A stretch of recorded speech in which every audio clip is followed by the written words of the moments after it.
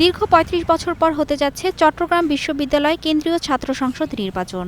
এরই মধ্যে প্রকাশ করা হয়েছে খসড়া আচরণবিধি। শনিবার রাতে চূড়ান্ত ভোটার তালিকা প্রকাশ করার কথা রয়েছে। পাশাপাশি রোববার থেকে শুরু হবে মনোনয়নপত্র বিতরণ। চাকসু নির্বাচনকে কেন্দ্র করে শিক্ষার্থীদের মধ্যে বাড়তি উত্তেজনা দেখা যাচ্ছে। শিক্ষার্থীদের নিরাপত্তা নিশ্চিত ও সাইবার বুলিংয়ের হাত থেকে রক্ষা করে সুষ্ঠু ও নিরপেক্ষভাবে চাকসু নির্বাচন সম্পন্ন হবে বলে আশাবাদী শিক্ষার্থীরা।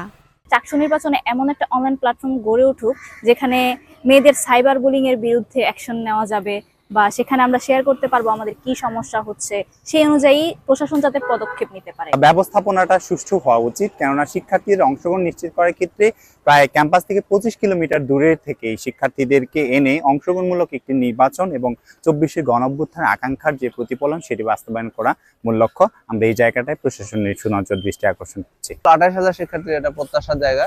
এই জায়গায় যদি ব্যাঘাত ঘটে, আমি মনে করব যে 24-এর যে গণ অভ্যুত্থান ছিল, ছাত্রদের যে আকাঙ্ক্ষা ছিল সেই আকাঙ্ক্ষার সাথে বেইমানি হবে এবং আমাদের প্রত্যাশা থাকবে প্রশাসন সুষ্ঠুভাবে লেভেল প্লেইং ফিল্ড তৈরির মাধ্যমে একটি সুষ্ঠু নির্বাচন উপহার দেবে।